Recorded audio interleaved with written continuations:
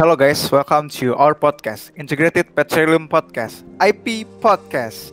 In this podcast, we are going to talk about all things you need to know in petroleum engineering.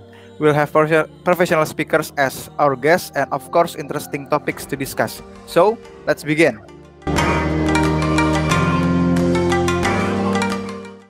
Kembali lagi sama saya, Gabriel, yang akan menemani kalian di IP Podcast. Pada hari ini kita punya yang spesial nih. IP Podcast kedatangan dua narasumber. Dua-duanya adalah alumni dari Teknik Perminyakan ITB. Terus juga udah expert nih di bidangnya masing-masing.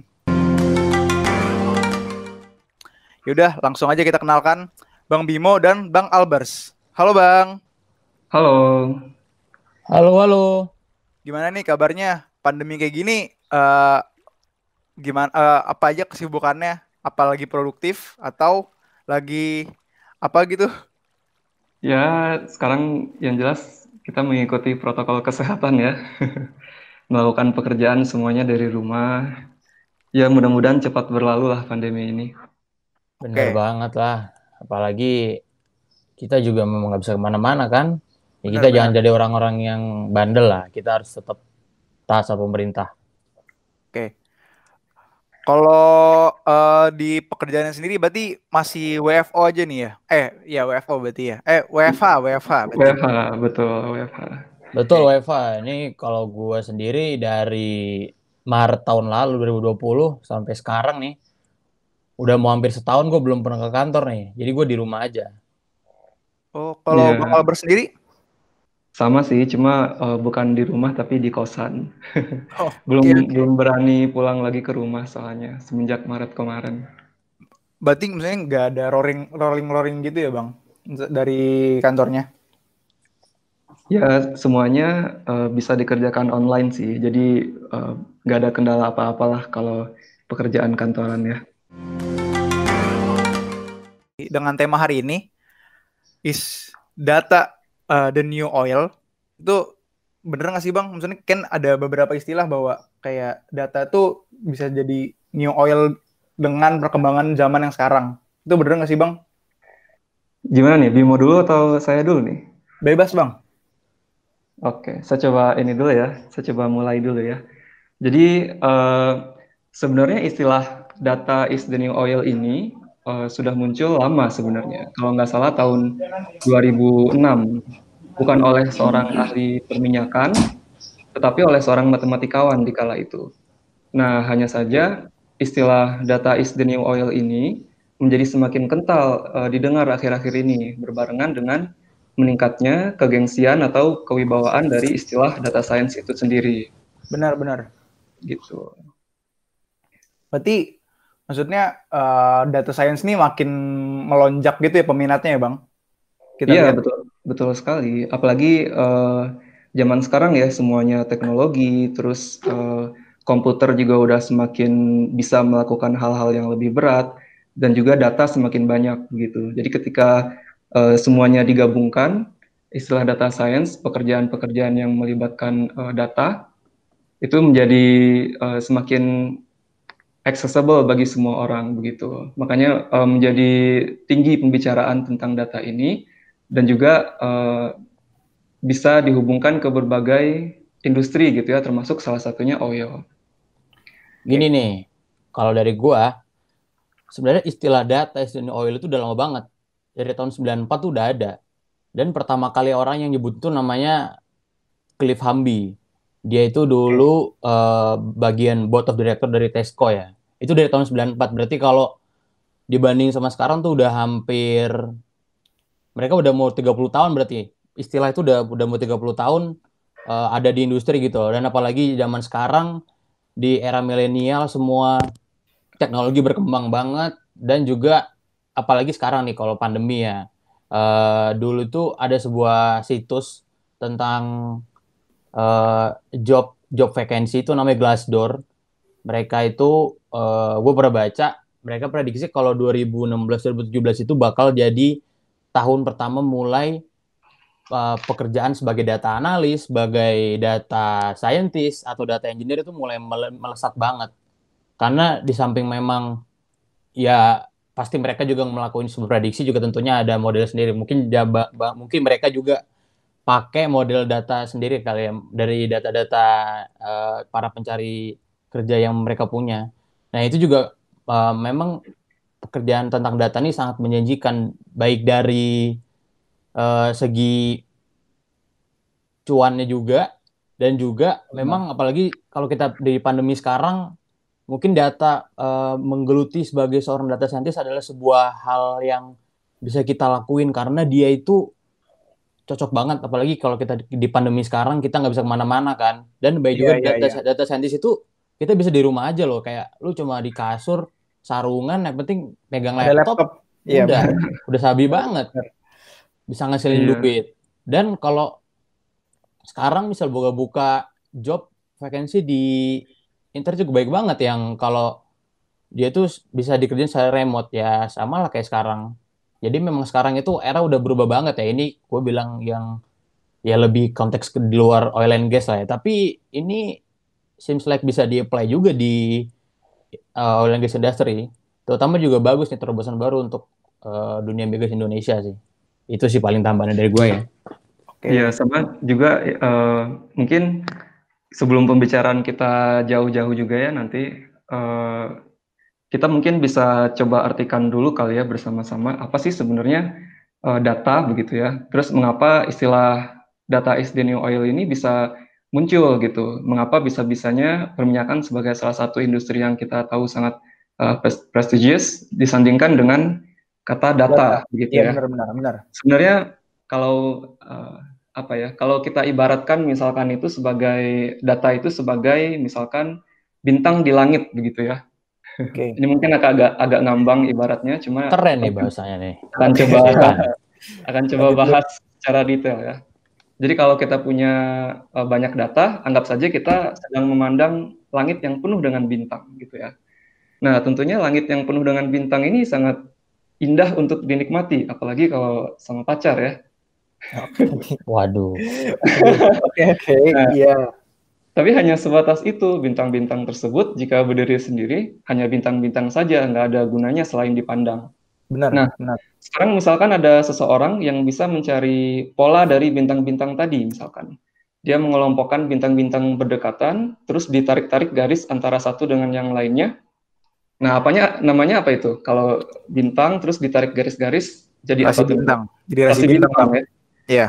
Nah, dalam dunia data, pembuatan rasi bintang ini bisa diibaratkan sebagai information namanya. Nah, sekarang orang tadi misalkan saking seringnya memandangi bintang, bisa tahu bahwa rasi bintang ini muncul di langit sebelah sini, ketika rasi bintang itu muncul di langit sebelah situ. Nah, ini dinamakan knowledge gitu ya. Kemudian dari knowledge tadi, yang dia punya, orang tadi mampu menemukan mana arah utara, dan juga misalkan latitude di mana dia berdiri. Itu namanya wisdom gitu, atau ada juga yang memberi nama insight begitu ya. Nah, bahkan ini ada istilahnya namanya itu DIKW pyramid, data, information, knowledge, wisdom pyramid gitu. Apa pelajaran yang bisa kita ambil dari contoh ini?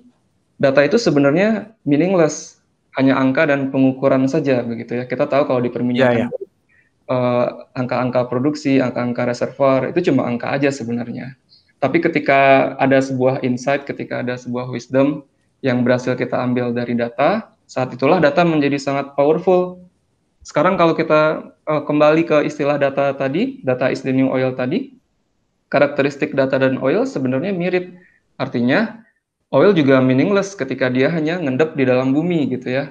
Tapi ketika dia berhasil diangkat, diekstrak, lalu diolah menjadi produk-produk banyak ya, misalkan bahan bakar, aspal, plastik.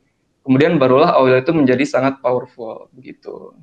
Jadi ketika ada hubungan kesamaan antara data dan oil ini, muncullah istilah-istilah tadi, data is the new oil, kayak gitu. Berarti dengan akses yang sebegitu gampang untuk mendapatkan data, tinggal mengolah aja berarti Bang. Dan itu akhirnya mensupport kayak gimana? Misalnya kan kalau dulu ekonomi itu disupport dengan oil dan sebagainya. Sekarang dengan orang-orang yang mempunyai banyak data, itu sekarang yang bisa mensupport ekonomi itu sendiri ya Bang? Iya, betul. Jadi, tapi tidak menghilangkan support dari oil ya. Oil juga Oh tetap iya. juga tetap mensupport seperti itu. Oke, kalau dari Bang Bimo sendiri gimana tuh Bang untuk Ini, yang masalah data ini? iya. Ini perumpamaan Albers ini luar biasa sekali loh ini. Sebagai bintang nih loh ya. Iya. Ya tapi gini lah, kita bicara bener bintang ya. Cuma kan bintang juga sendiri kan kita tuh tahu tuh ada tuh orang yang belajar tentang ilmu perbintangan kan. Benar. Mereka dari ilmu perbintangan itu ini dalam konteks yang positif loh, bukan yang negatif, bukan yang kayak zodiak gitu-gitu. Itu mah Iya. kalau gua nggak percaya loh kayak gitu, apaan dah. Iya. Maksud gua tuh lu bisa belajar tentang cuaca ya kan. Ini buat teman-teman astronomi tuh kan pasti mereka lebih tahu lah. Mungkin untuk perakiraan cuaca. Tapi bener banget nih kalau dibilang data itu kita harus bener-bener bisa mengolah itu data jadi dari yang cuma bintang yang bisa kita pandang-pandang doang. Jadi dia itu meaningful gitu. Apa nih pentingnya? Dan juga sebenarnya kalau dicocok logikan sama oil and gas mirip banget.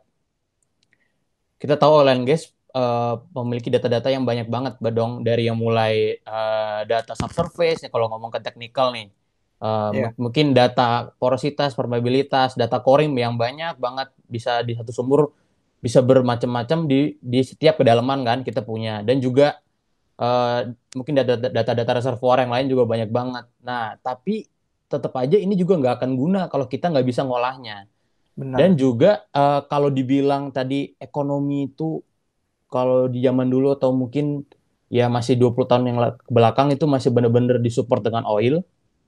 Mungkin kalau sekarang teman-teman udah ada banyak juga yang udah mulai mengembangkan industri energi renewable ya, atau Iya. mungkin kalau di EBT, Indonesia EBT. ya kalau di Indonesia geothermal juga lagi hype banget ya kan. Dari Betul. zaman dulu gua kuliah juga udah hype banget sih geothermal.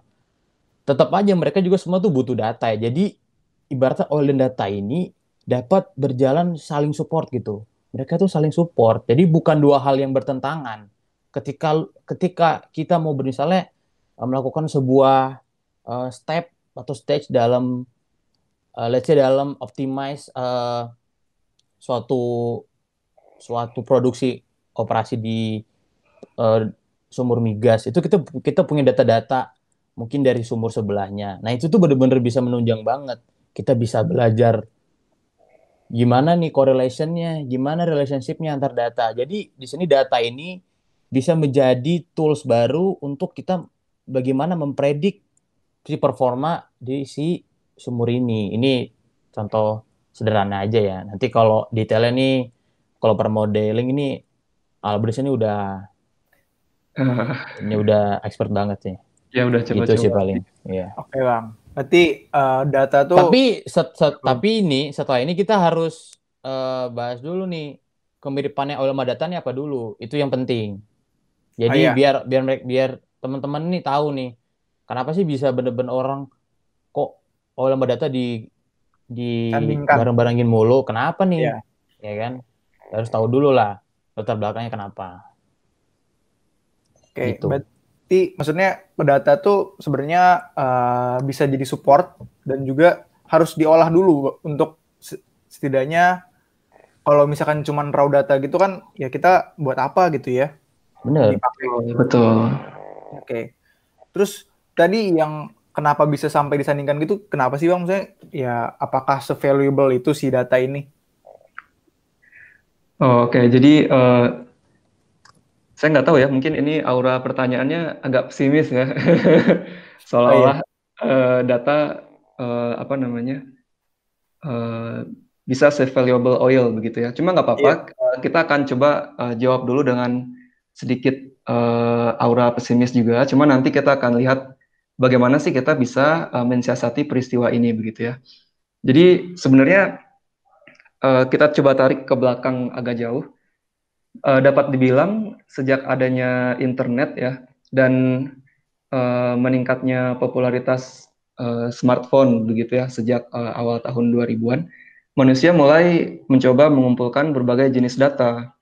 Dapat berupa gambar, misalkan foto selfie gitu, Iya. atau misalkan teks, chat ke teman gitu ya, itu kan semuanya teks, atau misalkan data berupa suara, misalkan voice note atau panggilan, data berupa video, lokasi dan lain-lain.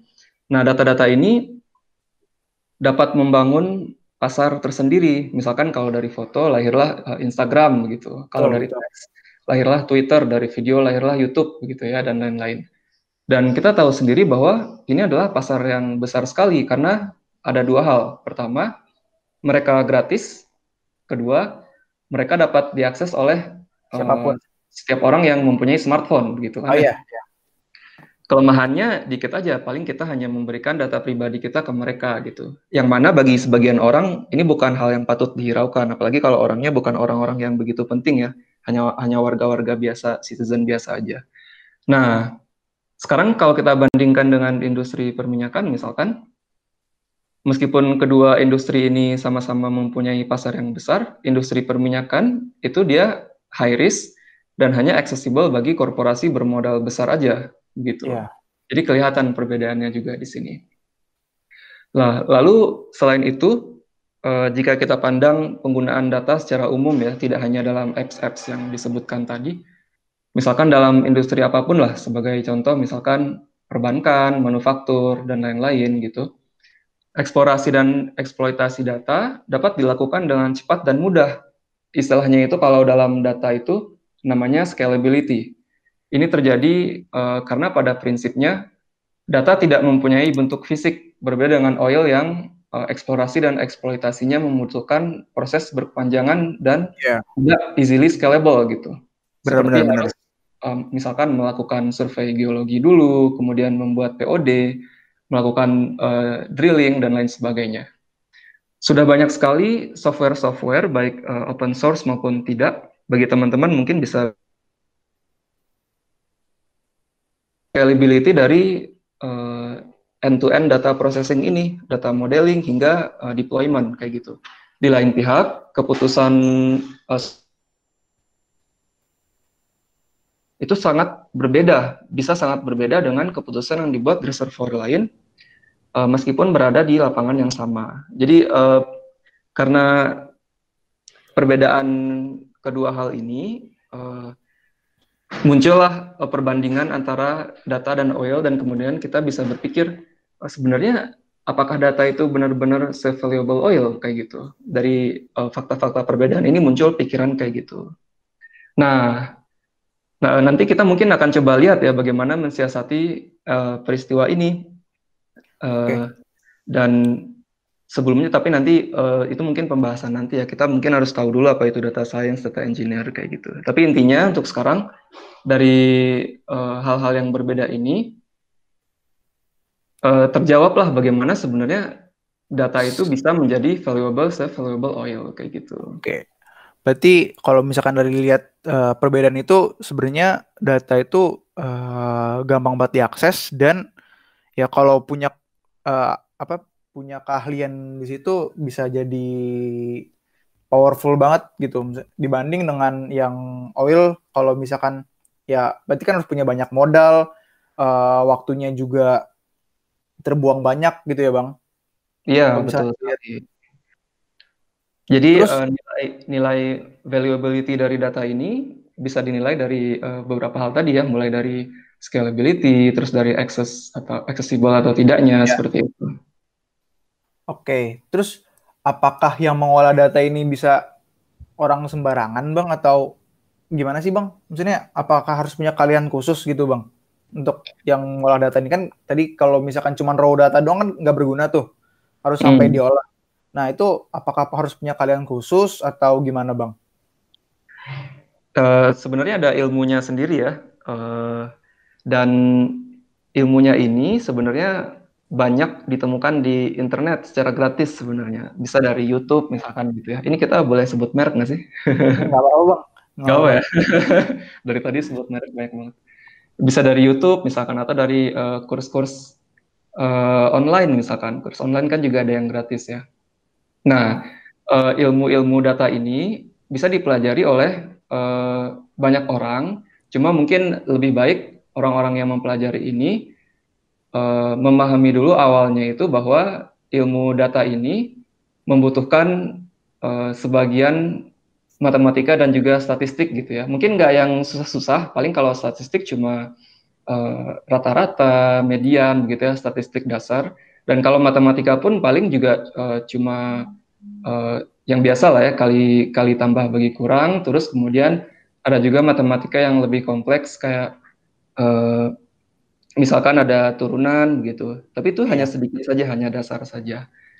Dan bagusnya itu adalah semua ilmu ini, baik matematika maupun statistik dalam pengolahan data, itu sudah di wrap up, sudah dirangkum oleh bahasa pemrograman yang sekarang udah terkenal gitu, misalkan Python atau R begitu ya untuk data Iya. biasanya.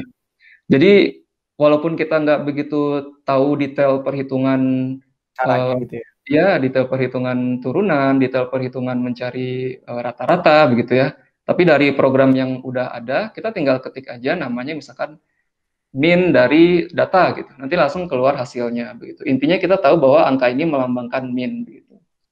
Nah, Oke. jadi mungkin jawaban singkatnya adalah bisa dipelajari oleh setiap orang, asalkan orang ini tidak langsung terjun ke yang susah-susahnya ya, takutnya nanti malah minder. Mungkin coba dulu dari hal-hal yang mudah, seperti misalkan mungkin awalnya coba dulu belajar sintaks programmingnya, terus belajar sedikit tentang matematikanya sama statistiknya, kemudian baru bisa terjun ke data-data ini. Oke, setidaknya step by step untuk eh, mempelajari data science ini ya, Bang. Betul, betul. Terus kalau bedanya dengan data science sama data engineer itu apa sih, Bang?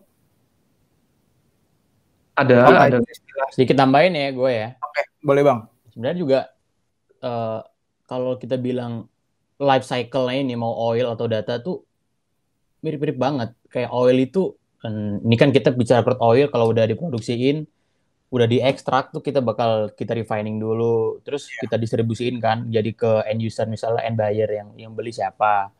Data juga gitu, kita harus ngelakuin pre-processingnya gimana, nanti ya harus ada cleaningnya juga, terus gimana cara analitiknya, atau Betul. tadi misalnya kalau jadi bener banget kita dari misalnya punya satu set data, misalnya data well test gitu. Nanti kan kita bisa tuh ngelakuin kayak semacam nanti kita lihat itu kita plot misalnya. Kita plot misalnya pressure terhadap temperatur, ntar kita bisa lihat. Jadi kira-kira data ini tuh apakah mereka tuh nyebar atau berkumpul. Nah, dan jadi disinilah pemahaman si data scientist itu kita harus tentuin. Kalau kita nemu data yang model A, kita harus masukin nanti ke pemrograman itu pakai modeling yang A gitu. Betul. Sebagaimana kalau misalnya modelingnya B, kita juga harus punya, jadi kita punya sense, oh kita punya data yang banyak itu, yang tadi moderator bilang tuh kan ada raw data tuh. Iya. Nah, ntar kita lihat dulu nih, oh kalau data yang si sumur A ini cocok nih kayaknya sama yang ini. Nah, ntar Oke. kita ngelakuin klasifikasi terus nanti pada akhirnya kita bakal kita bisa nemuin nih korelasi antar berbagai parameter di satu processing di whole oil and gas itu apa aja gitu loh. Tergantung setiap bidang beda-beda ya. Kalau Oke. reservoir gimana, kalau production gimana, atau drilling juga gimana, beda-beda. Nah, itu tergantung dari kontribusi parameternya apa di situ, sama bagaimana persebaran si datanya. Dan Oke. juga apalagi di zaman sekarang ya, di zaman eh, era 2000 ke atas ya, atau lagi 2000 2010 ke atas. abad-abad ya 2010 ke atas ini pasti data juga kita kan tahu nih ada yang namanya oil spill. Nah, sebagaimana juga ada data spill. Itu juga bahaya sebenarnya. Jadi Oke. kalau tadi mungkin kalau orangnya mungkin biasa-biasa aja ya, bukan bukan orang penting, bukan pejabat atau mungkin bukan data perusahaan, ya mungkin itu bagi mereka nggak apa-apa gitu loh. Mereka bisa diakses orang-orang banyak. Misalnya kayak dia buat konten-konten mungkin di YouTube, kalau bikin konten-konten tulisan, atau dia mungkin aktif di sosial media, itu kan mereka benar-benar open banget bisa dibuka sama orang lain. Tapi kalau misalnya sebuah data perusahaan atau data konfidensial itu ke ekstrak ke luar, itu bakal menjadikan kerugian yang besar banget, apalagi bagi pesaing terutama ya. Dia bakal keuntungan buat pesaing, jadi ya mungkin dia bisa tahu strategi bisnisnya atau gimana plan ke depannya, atau kalau mungkin apalagi kita bisa bicara untuk oil company misalnya, data-data sumur mereka ke expose, data log mereka ke expose. Tentunya ini bakal jadi tantangan buat si company tersebut, karena orang jadi tahu nih resource mereka di mana, di misalnya kalau mereka punya perforasi yang interest zone-nya di mana, jadi ketahuan kan di mana titiknya. Sedangkan Benar-benar. kalau kita dulu misalnya pada KP nih atau pada internship, misalnya kita mau ngebawa data ini buat bikin paper, kan kita nggak boleh nyebutin kan ini dalaman Data berapa. siapa Itu kan memang gitu. benar-benar, itu memang benar-benar data yang sensitif banget. Jadi ya itulah, kita juga harus bisa pilih-pilih nih data yang bisa kalau kita mau ngelakuin analisis juga harus berhati-hati dengan itu. Jangan sembarang, apalagi kayak kita udah bisa, misalnya kita baru belajar data scientist nih, mau belajar data tentang mungkin analisa potensi sumur, terus kita dengan mudahnya mengupload ke publik, Resource itu gitu nggak ya bang. boleh sih. Ya nggak boleh sih, menurut gue itu juga penting. Itu juga sebuah mannernya gimana kita bisa manage data, jangan cuma asal analisa-analisa aja terus dikasih ke open public. Itu sih juga penting juga itu.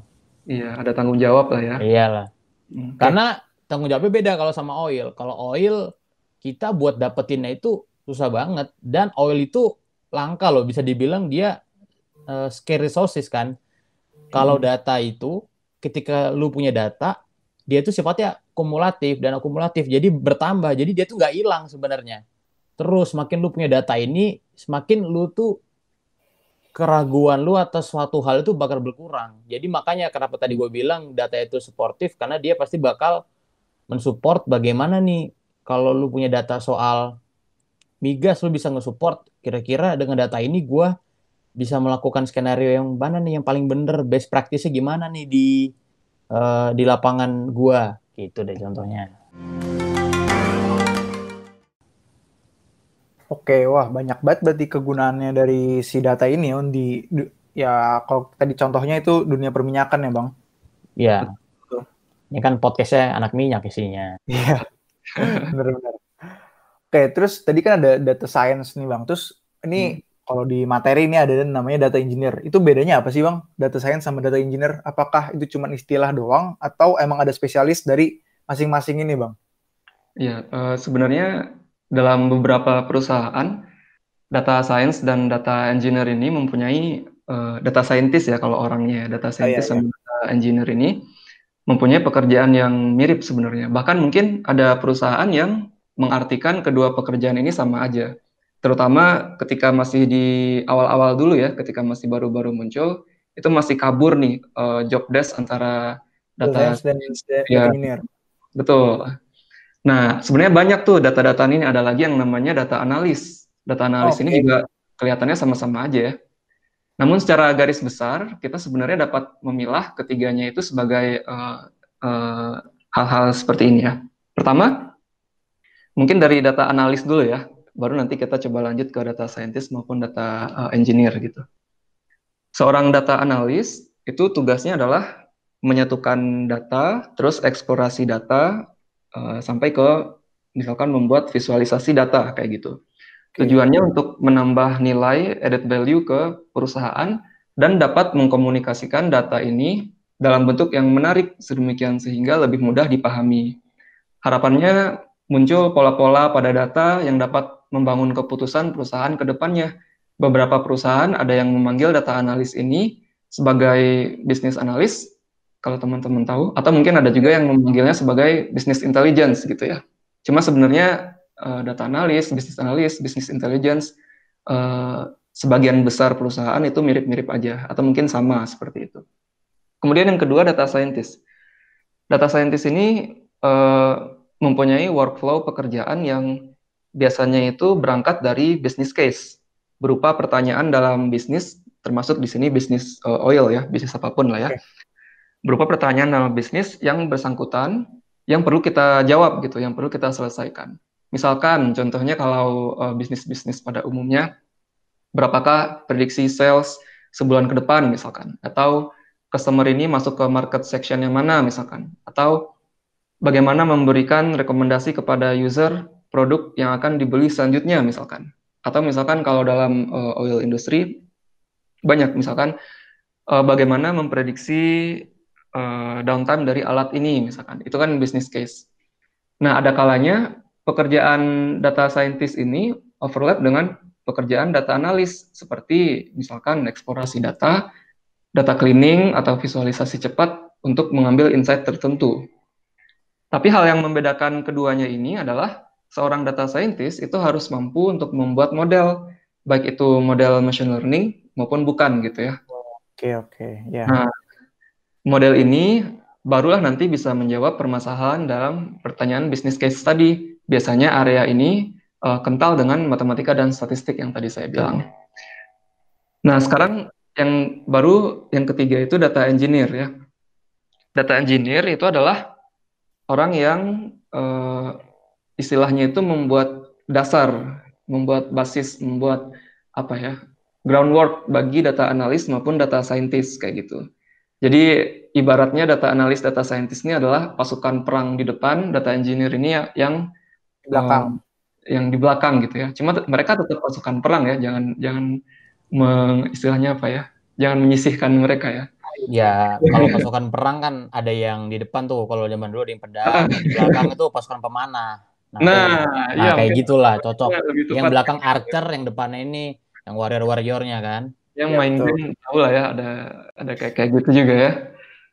Nah, Iya. tugasnya biasanya kalau data engineer, dia mengumpulkan data, terus membangun data warehouse gitu ya, atau mungkin mempersiapkan arsitektur data, sehingga nanti dapat digunakan atau diolah oleh data analis maupun data scientist. Jadi cukup kompleks juga sebenarnya dunia data-data ini.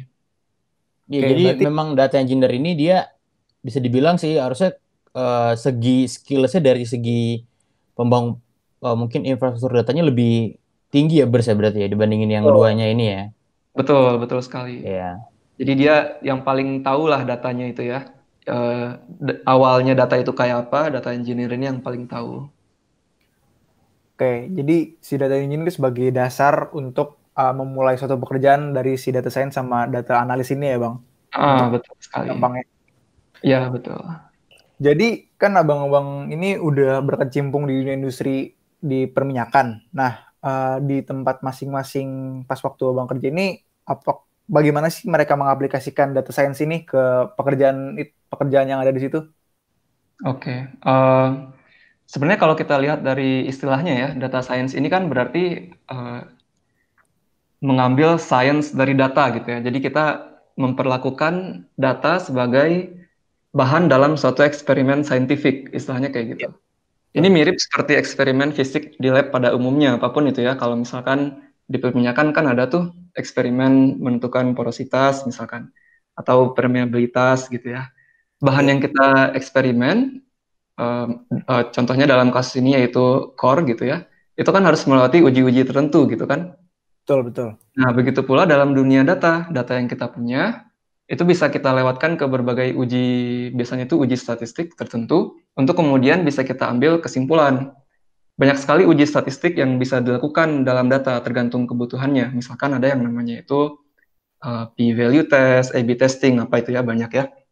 Nah, sekarang kalau kita lihat-lihat nih, data science atau data lah ya, data pada umumnya, ternyata sudah banyak diadopsi oleh beberapa bidang industri, terutama tech company ya. Iya. Ya, secara tech company adalah salah satu sektor industri yang bergelimang sekali dengan data. Selain itu juga data science seperti yang saya bilang di atas tadi, itu sudah banyak diterapkan di industri kayak misalkan retail, manufaktur, perbankan, dan lain-lain. Nah, untuk industri perminyakan sendiri pun sebenarnya sudah ada yang melirik, terutama service company ya. Karena service company ini yang biasanya lebih apa ya, lebih berkecimpung lah dengan data-dataan. Oil company juga, cuma service company ini karena punya tuntutan yang besar dari oil company, mereka juga harus menjadi yang pertama dalam hal baru apapun kayak gitu. Sebagai contoh misalkan sudah ada service company yang adalah ya sebut saja dengan inisial S ya, yang yang mampu membuat produk seperti web app begitu atau web app yang bisa memprediksi downtime dari suatu alat. Jadi basis prediksinya ini menggunakan data dari sumur, misalkan flow rate, tekanan, jadwal maintenance alat yang lampau, dan lain-lain. Yang kemudian data ini dimasukkan ke suatu model machine learning, sehingga nanti bisa memberitahukan secara otomatis kepada user, dalam hal ini usernya adalah oil company, bahwa alat ini akan mengalami downtime dalam waktu dekat, kayak gitu. Sehingga user bisa melakukan aksi preventif yang diperlukan.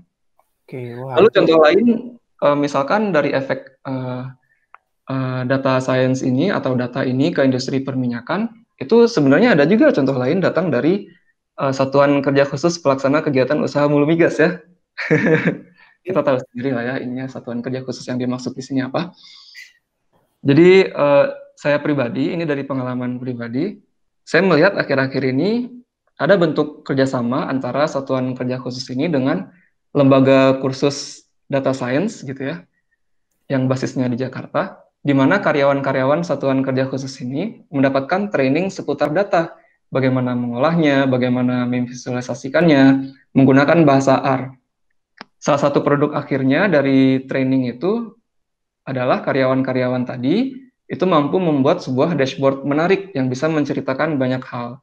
Dan ini penting sekali mengingat Satuan Kerja Khusus itu mempunyai banyak sekali data dari berbagai lapangan gitu ya, dari berbagai perusahaan di Indonesia. Kan data-datanya berkumpul di mereka semua tuh. ya benar Bang. Oleh karenanya, saya pribadi melihat bentuk kerjasama ini adalah langkah yang sangat tepat gitu ya. Dengan adanya dashboard ini aja misalkan, dalam sisi internal, Satuan Kerja Khusus dengan arahan dari atas-atas dan juga rundingan dari perusahaan minyak, itu dapat memberikan target yang lebih tepat misalkan ke perusahaan. Atau dalam sisi eksternal pun, mungkin bagi investor dunia migas bisa lebih tertarik dengan adanya bentuk pengolahan data yang unik ini, kayak gitu. Selain itu juga, jika ilmu ini dipunyai juga oleh setiap oil company, ini akan lebih baik lagi. Saya tidak bilang tidak ada oil company yang mengaplikasikan ini ya. Sebenarnya udah ada dan mungkin udah banyak kali ya. Bahkan mungkin ada oil company multinasional yang bahkan di karyawan mereka ada title data scientist kayak gitu. Nah, contoh yang paling sederhana saja misalkan seperti tadi oil company bisa karyawannya itu bisa membuat dashboard sederhana secara real time misalkan untuk data reservoir maupun produksi misalkan, yang kemudian bisa dipantau secara berkala tanpa harus memanggil jasa service company kayak gitu. Itu kan juga nilai tambah yang besar sekali buat perusahaan kan. Iya. Dan juga mungkin satu contoh lagi lah ya dari saya, mudah-mudahan nggak kebanyakan. Satu contoh lagi datang dari perusahaan tech yang kita tahu ya, yang sangat besar dalam hal search engine gitu ya, dengan inisial G ya. Jadi perusahaan inisial G ini dikabarkan akhir tahun 2019 kemarin itu mulai melirik industri migas. Dan mereka sebenarnya sudah merekrut veteran dari salah satu perusahaan dari UK ya, untuk mengambil bagian dalam industri migas mereka ini. Meskipun kemudian sekitar bulan Mei 2020 kemarin, perusahaan inisial G ini berjanji untuk tidak lagi membuat artificial intelligence sebagai perusahaan migas ya. Tapi intinya di sini adalah banyak sekali mata-mata di sana, pasangan mata di sana yang mulai dalam hal migas ya, yang mulai melirik data ini kayak gitu dan memberikan efek nyata dalam industri migas. Oke, wah itu membantu ya, mempermudah dan akhirnya bisa membantu orang-orang di migas itu mendapatkan laporan yang lebih pasti ya Bang untuk masalah data ini. Betul sekali. Ya, tetapi yang terpenting sih, apapun data ini kan sebenarnya banyak nanti ya, bisa kita jadikan apapun gitu ya, baik itu membuat keputusan, buat model yang baik dari produksi lapangan kayak gitu. Tapi yang paling penting dari itu semua adalah data ini harus benar dulu, data ini harus istilahnya itu apa ya, tidak berasal dari misalkan hasil pengukuran alat yang rusak kayak gitu, atau misalkan dari data yang bias oleh ketidakpastian reservoir kayak gitu ya. Jadi sebelumnya data ini harus benar-benar benar dulu, baru nanti kemudian bisa diaplikasikan dan memberikan efek nyata dalam perminyakan. Oke, Bang. Terus kalau untuk Bang Bimo sendiri gimana, Bang? Oh iya, ini mau sedikit nambahin aja. Tadi kan kalau Albers ini dia dari segi production tools ya, tentang Hmm. well. Nah, ini juga sebenarnya kalau dari dunia migas sendiri yang benar-benar lagi banyak dicecar itu kalau untuk data tentang data scientist atau tren-tren tentang data itu di bagian eksplorasi ya. Misalnya nggak harus kita Oke. kita nggak usah bicara eksplorasi yang satu lapangan besar gitu atau satu blok besar. Ketika misalnya mereka ingin ngelakuin mau nambah sumur nih, mau infill drilling, itu pun mereka eh, mencoba menggunakan tools data ini. Dan salah satu yang gue pernah baca itu ada namanya virtual well log generator. Coba kalian bisa bayangin, jadi kita tahu ini data well log.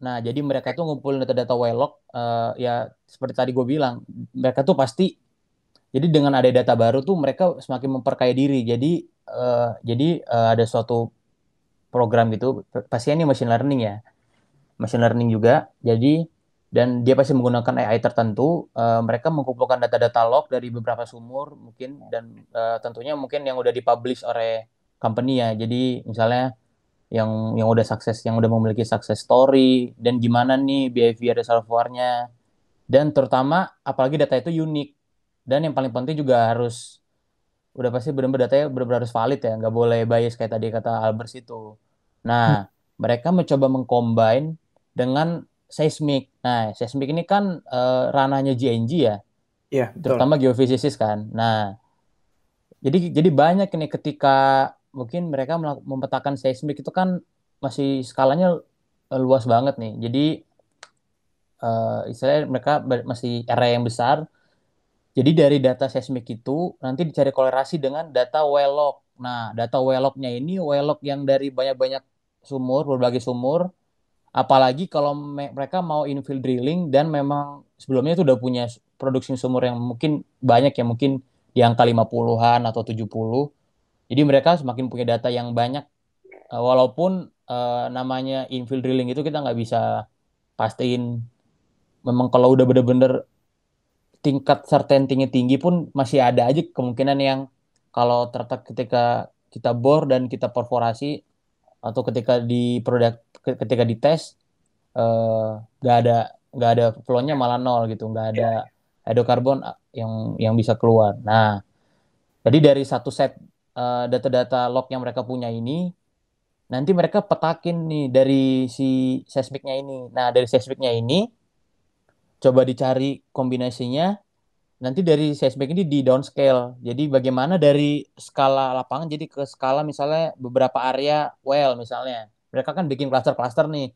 Misalnya di bagian south nih, dia bikin clusternya di south gimana. Nanti coba dibikin vertical correlation-nya. Kalau misalnya data seismiknya begini, kan mereka punya data seismik nih. Tapi kan infill drilling berarti sumur baru. Nggak punya data well log-nya. Mereka gimana cara yang mau mempredik ini sumur ini nanti gimana ya performa productivity-nya. Terus kira-kira eh, titik zonanya di mana aja ya.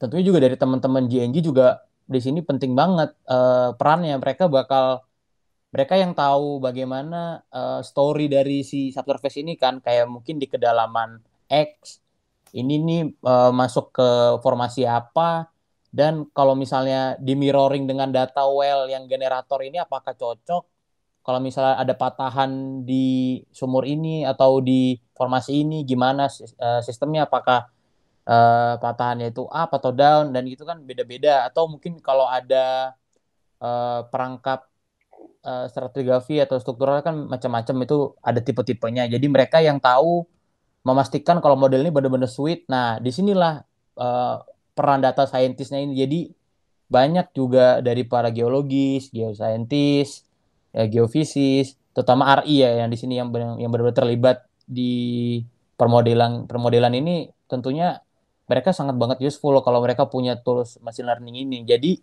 mereka selain melakukan approach dengan analytical yang kayak kita tahu dulu nentuin trap-nya, nentuin nentuin trap dan nentuin di mana akumulasi dan source rock-nya itu tentunya dengan ada data itu tadi dia bisa punya insight baru nih. Oh, karena si dari hasil data machine learning ini dia bakal punya model sendiri. Jadi nanti mereka bisa apple to apple tuh ngebandingin mana yang paling cocok.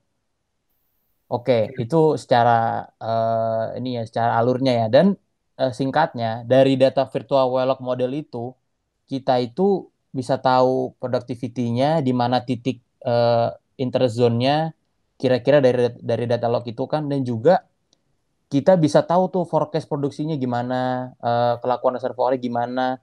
Dan yang paling penting nih, kalau misalnya dari nanti kalau di bagian simulasi itu ada namanya production heat map. Jadi itu biasanya kita tahu tuh titik persebaran dari pressure mana yang tinggi, mana permeability yang tinggi.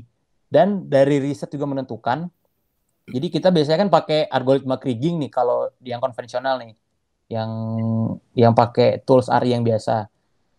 Ketika dibandingin dengan performa AI yang dari set data Wheelock ini kemudian dibikin model, kemudian diprocessing oleh dari si machine learning-nya itu menunjukkan hasil yang bahkan istilahnya lebih useful gitu loh.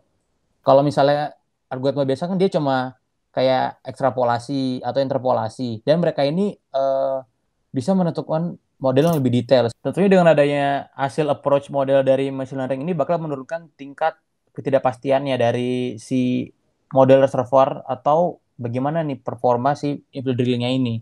Tentunya ini bakal meningkatkan kepastian, dan juga bakal kita dengan mudahnya si engineer itu bisa tahu nih gimana potensi dari sumur-sumur yang bisa bahkan yang bisa dibor untuk kemudian tahunnya gitu. Oke, wah berarti data ini kayak kalau saya dengar tadi sangat-sangat membantu, dan kedepannya makin banyak yang bakal bisa diimprove dari data ini, dan di petroleum engineering pun itu makin membantu ya Bang. Kita lihat bahwa data-data yang dipakai ini. Betul. Dan Oke. tadi juga bisa nih misalnya kalau ini tambah sedikit ya. Jadi setelah mereka udah ngebor, mereka kan pengen tahu tuh gimana prediksi performa pressure ke depannya. Mereka juga bisa tuh pakai yang namanya time series. Oke, iya Nah, iya iya. jadi ya sama juga, jadi bisa benar-benar tahu. Jadi mereka benar-benar punya gambaran tentang forecast-nya. Jadi nggak sembarang forecast lah. Oke, wah harus mempersiapkan banyak hal nih kayaknya untuk anak-anak teknik permiakan ini. Pelan-pelan lah ya. Oke, nah Ya, sebenarnya santai aja. anak TM ini kan kalau kita bilang mata kuliah tentang pengolahan data ini kan nggak terlalu banyak ya Bang, maksudnya, dan juga di kampus pun kayaknya nggak terlalu banyak course-course tentang itu. Mungkin emang harus dicari lebih lanjut ya Bang. Nah, Ya. dari pengalaman abang-abang ini gimana sih cara biar kami mempersiapkan lebih tentang mempelajari pengolahan data, terus dan akhirnya bisa mencapai ya untuk membantu hal-hal seperti yang tadi abang-abang bilang. Oke. Jadi intinya di sini yang pertama yang jelas niat dulu ya. Iya, iya, betul. Oli dulu ya di situ ya. Jadi pertama yang jelas kita harus alokasikan waktu untuk ini karena ini butuh proses. Nggak bisa hanya bagi yang mau belajar nggak bisa hanya sehari 2 hari terus tiba-tiba jadi jago gitu. Bisa menggunakan apapun teknik-teknik apapun dalam data kayak gitu. Nggak seperti itu. Sebenarnya langkah konkret yang kita bisa lakukan itu apa?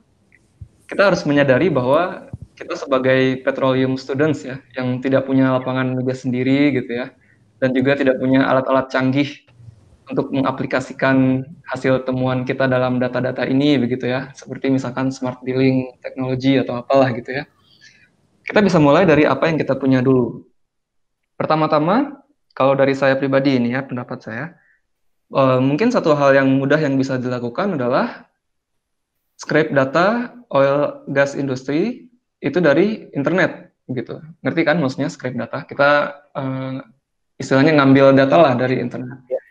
Mungkin untuk data oil sendiri itu tidak akan mudah ditemukan, nggak akan ada sebanyak data-data industri lain karena aspek confidentiality dari lapangan migas ya. Tapi kalaupun itu susah dicari, kita sebenarnya bisa menggunakan data-data yang sudah built-in ke dalam software-software. Sebenarnya ada data-data yang sudah di-include dalam instalasi software perminyakan. Iya. Lalu hal simpel selanjutnya yang bisa kita lakukan adalah kita pilih satu bahasa pemrograman dalam pengolahan data. Biasanya itu kalau zaman sekarang kebanyakan orang menggunakan namanya itu Python atau R ya. Tapi ada juga yang menggunakan MATLAB. Tapi saya tidak menyarankan MATLAB, saya lebih menyarankan Python atau R. Lalu yang paling sederhana yang seperti saya bilang tadi, kita bisa membuat dashboard sederhana. Misalkan berisikan interaktif plotting dari data produksi harian yang bisa dikategorikan per sumur gitu. Atau misalkan dashboard yang berisikan suatu map yang merepresentasikan lokasi sumur-sumur misalkan. Atau dashboard yang berisikan sebuah gambar penampang lubang bor lengkap dengan data-data pressure di level kedalaman tertentu gitu. Tergantung kreativitas masing-masing. Lalu setelah mencoba hal-hal sederhana tadi, kita bisa mencoba hal-hal yang lebih advance lagi. Mungkin diawali dulu dengan regresi decline curve misalkan, yang klasik saja, decline curve eksponensial atau hiperbolik atau harmonik gitu ya, kan itu decline curve klasik. Nah, sebenarnya regresi decline curve ini juga udah termasuk machine learning begitu. Jadi kalau teman-teman yang udah mencoba mungkin di soal-soal ujian atau mencoba latihan-latihan kuliah memfitting decline curve itu udah melakukan machine learning sebenarnya. Lalu mungkin bisa dicoba juga hal yang lebih sulit seperti misalkan tadi sudah dijelaskan juga ya satu contoh oleh Bang Bimo. Contoh lain misalkan kita bisa klasifikasi Fasies menggunakan metode unsupervised machine learning k-means clustering misalkan. Lalu hasilnya nanti dibandingkan dengan metode klasifikasi tradisional yang dipelajari di kuliah kayak gitu. Atau mungkin contoh lain bisa memprediksi litologi dari data pengukuran wireline atau well log gitu ya. Jadi maksudnya litologi ini kan banyak ya, ada sandstone, terus ada shale, ada limestone, dolomite, banyak kan ya. Nanti bisa dikategorikan misalkan dengan menggunakan salah satu machine learning neural network misalkan, kayak gitu ya. Jadi mungkin banyak hal-hal asing, istilah-istilah asing yang muncul ketika baru belajar data-data ini, terutama di bagian machine learning-nya. Tapi kembali lagi seperti yang di awal tadi, kita mulai dari hal-hal kecil, kita pilih satu bahasa, terus kita pelajarin, terus kita coba pelajari sedikit matematikanya, sedikit statistiknya. Nanti lama-kelamaan, mungkin waktunya tergantung orang ya, bisa mingguan, bisa bulanan, nanti bisa mulai mencoba meng-plug-in pengetahuan tentang data ini ke petroleum industries, kayak gitu. Oke, kalau dari Bang Bimo sendiri gimana nih Bang? Ada saran-saran begitu? Iya, tadi saran dari Bang Albert sudah bener banget tuh. Iya. Kita harus mulai dari hal-hal kecil. Sebenarnya sih kalau dari kurikulum kampus bisa ya kita utilize, misalnya kayak kalian ntar kan bakal punya slot tuh milih mata kuliah pilihan kan, yang di dalam TM atau yang di luar. Sebenarnya di dalam itu kalau ini pendapat dari gua aja ya, yang bisa diutilize misalnya kayak itu kan dulu tuh gue pernah ikut ya namanya pengolahan data reservoir, itu tuh juga penting banget. Jadi memang sih dulu yang ngambil nggak banyak ya, cuma sebenarnya isinya tuh benar-benar penting banget. Kita gimana cara ngolah data-data yang banyak itu, karena kita bakal disajikan setiap minggunya itu data-data data-data company atau mungkin beberapa yang dikumpulkan dari beberapa lapangan, terus nanti kita olah gimana kita bikin log typingnya. Kalau dulu sih sederhana ya, cuma pakai Excel aja. Kalau sekarang mungkin dengan adanya industri data yang semakin berkembang ini, kalian juga bisa tuh mengcombine-nya dengan belajar training online gitu. Misalnya kayak tadi ya banyak lah kayak data-data camp, atau ya jangan lihat cepet ahli ngodingnya sih. Yang penting belajar ya ikut-ikut course yang free juga nggak apa-apa. Yang penting sambil belajar tentang statistiknya, tentang terminologi-terminologi tentang data. Ya mungkin kalau punya kenalan teman-teman matematika bisa tuh diajak diskusi. Kalau mereka ketika ngelihat satu set data nih, misalnya kayak tadi bikin dashboard nih, kira-kira nih yang cocok gimana permodelannya seperti apa nih. Kalau misalnya belum nemu atau mungkin kurang referensi, bisa tanya teman-teman matematika, atau bisa juga kalian emang bener-bener passion banget di data, bisa ngambil mata kuliah pilihannya dari prodi matematika. Karena Betul. memang ada tentang machine learning ya, bener ada ya. Iya, Nggak tahu jadi ini kan teman-teman di sini lebih tahu, cuma setahu mereka saya lebih paham lah. Untuk segi teknisnya gimana kita memvisualisasikan datanya. Ya kalau dari segi equation atau modelingnya kan dari kita nih, kita yang punya toolsnya. Tapi mereka lebih paham bagaimana cara mengcleaning data, terus memilah-milih data, terus processingnya seperti apa, dan sampai pada titik akhirnya nanti bisa benar-benar digunakan untuk eh, industri produksi migas atau juga eksplorasi. Dan juga sih tentunya kalian harus benar-benar sabar ya. Karena apalagi sekarang lagi pandemi gini kan akses semua limited gitu loh. Jadi kalau seperti kuliah nggak bisa tatap muka, dan kalau misalnya mau belajar sebenarnya untuk data ini lebih enak offline sih kalau menurut gue ya. Jadi kita benar-benar tahu, bisa ngelihat cara kerja dia. Karena online ini eh, selain memang terbatas, kita nggak bisa nanya yang lebih-lebih. Karena ketika kita ngobrol dengan orang itu beda rasanya kalau kita cuma ikut kursus online doang. Apalagi cuma kayak nanya temen via WA atau via Zoom gitu kan. Atau cuma ikut-ikut webinar. Tetap rasanya beda sama ikut kelas biasa. Sama bisa juga sih kalau mungkin dari matkul-matkul TM itu bisa kalian coba pelajari softwarenya, dan kemudian bandinginnya dengan model sederhana yang ada data yang kalian memiliki ilmu-ilmu tentang datanya. Misalnya kayak tadi misalnya software produksi, terus kalian permodelan flow correlation-nya gimana nih, terus nanti dari data-data, satu set data kuliah yang kalian punya kan bisa tuh dapat dari data-data yang dari misalnya dari textbook suka ada data-data kan, atau Betul, dari ada. paper juga tuh. Sampai sekarang kalau misalnya bisa akses ke One Petro gitu kan. Masih Bang. Nah, itu bisa tuh banget dicoba-coba. Dan juga banyak kok paper-paper yang tentang data scientist gitu, apply mungkin di drilling atau di reservoir juga banyak. Itu sih kayaknya.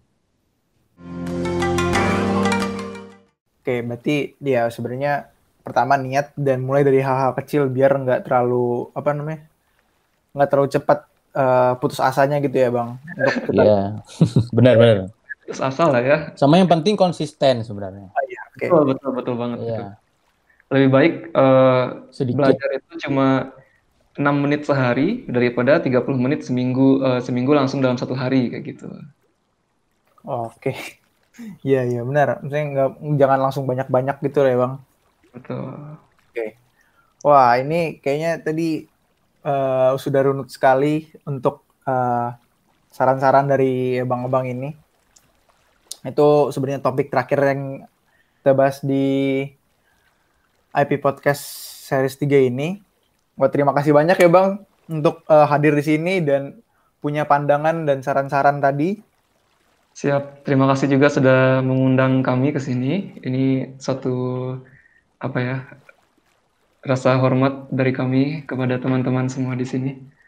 Iya, terima kasih juga. Ya, kalian mungkin bisa mengambil pelajaran lah dari, ya mungkin walaupun ilmu gue masih sedikit lah sebenarnya. Ini cuma sharing aja tentang mungkin bagaimana hype-nya tentang data di industri migas sekarang sih. Iya. Ya, teman-teman jangan lupa juga untuk dengerin podcast-podcast yang sebelumnya. Mungkin sekian dari saya. Terima kasih.